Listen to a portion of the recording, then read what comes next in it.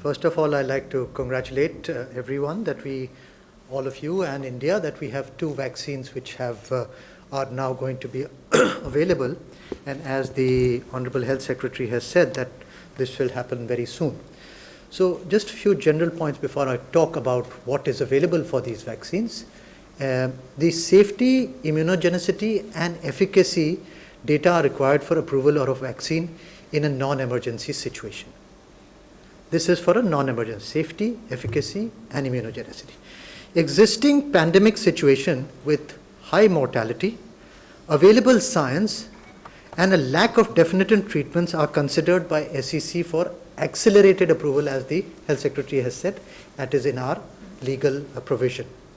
In a pandemic situation, restricted use is considered based on safety and immunogenicity data, while phase 3 is still ongoing.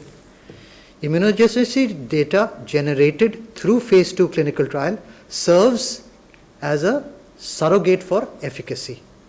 And the clinical trial rule 2019, the CTR, provides for considering phase 2 results to guide approval.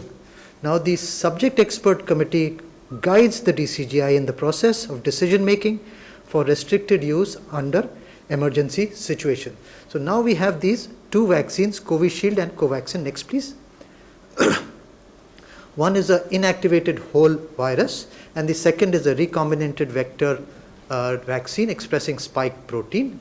The inventors are Bharat Biotech and Indian Council of Medical Research and the Jenner Institute at Oxford University for that. And the licensing rights are Bharat Biotech and AstraZeneca and Serum. Next, please. So now 1 or 2 slides about Covishield and 1 or 2 slides about Covaxin. So in Covishield, we have the UK studies, which are the animal studies, which have showed that pneumonia is prevented in monkeys, and they have elicited good immune response in mice. In the clinical trials, 1,077 participants of phase 1 and 2 showed acceptable safety profile, and homologous boosting increased antibody responses. And the phase 2 or 3 in prime boost regimen in 560 participants showed that it was better tolerated in older adults than in younger, and has similar immunogenicity across all age groups, and this was published in the Lancet. The phase 3 in 11,636 participants showed an efficacy of from 62% to 70.4% and then 90%, and this has just been published early last month on online only. Next, please. What is available for Covishield in India in terms of the Indian study? In terms of the Indian study, there were 1,600 participants. They have all been recruited. Their immunogenicity data is being generated. More than half is available. Age group was more than 18. And Covishield is safe and immunogenic. And the data showed that it is non-inferior to the UK product. So this is an important point which led to the approval. Next, please. In terms of Covaxin, we have the Indian studies on animals, which on rats, mice, rabbits, hamsters and monkeys, showing excellent safety, immunogenicity and robust viral clearance in both in the upper respiratory tract and the lower respiratory tract in large animals. And the phase 1 and phase 2 clinical trials on 375 and 380 participants age 18 to 55 and age 12 to 65 showed very low adverse events, neutralizing antibody responses equivalent to human serum, strong antibody responses to all structural proteins, which include the spike, the RBD and the N protein, CD4 T cell response, CD45 RO T cell memory response up to 3 months after vaccination, and Th1 biased cytokine response, which is very important as well. And the phase 3 clinical trial is 25,800 participants, 24,000 have been enrolled, and there are no safety concerns. They have been given their first dose, and more than 5,000 have been given the second dose, and restricted use has been given in clinical trial mode for this, which means, what does this restricted use in clinical trial mode means? That they have to give a consent, and there has to be a regular follow-up of these participants. Now, these are the publications of this Covaxin. The animal studies have been published in Nature Communications and iScience, which is a cell journal, and it also was placed in the preprint of BioRiv. The phase 1 trial has been published on Lancet Infectious Diseases, appearing in press on the 8th of January, and the phase 2 paper is under review, and they also have the protocol of the phase 3, which is also under review by the British Medical Journal.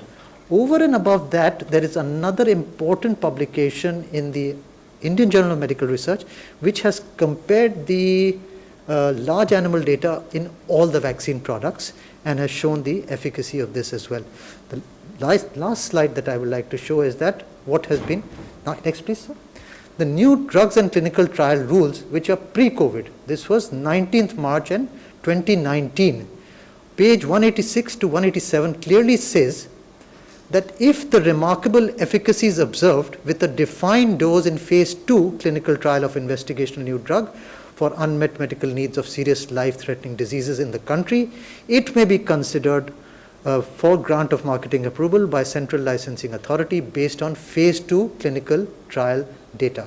So I thought these would be important data about these two vaccines. So I think it's a great day for India that we have these two vaccines now available, not only for the Indian people, but it is a ray of hope for the people in the low and middle income countries. And I'll stop there. Thank you.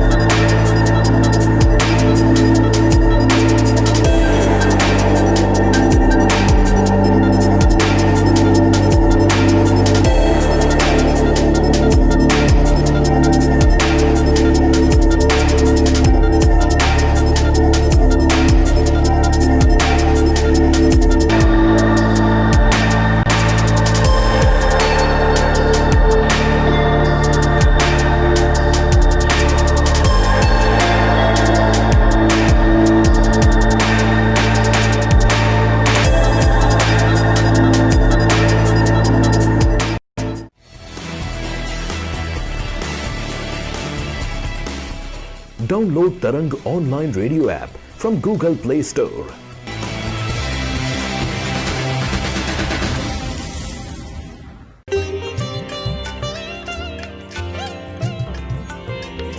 You are listening to Tarang Devotional Online Radio.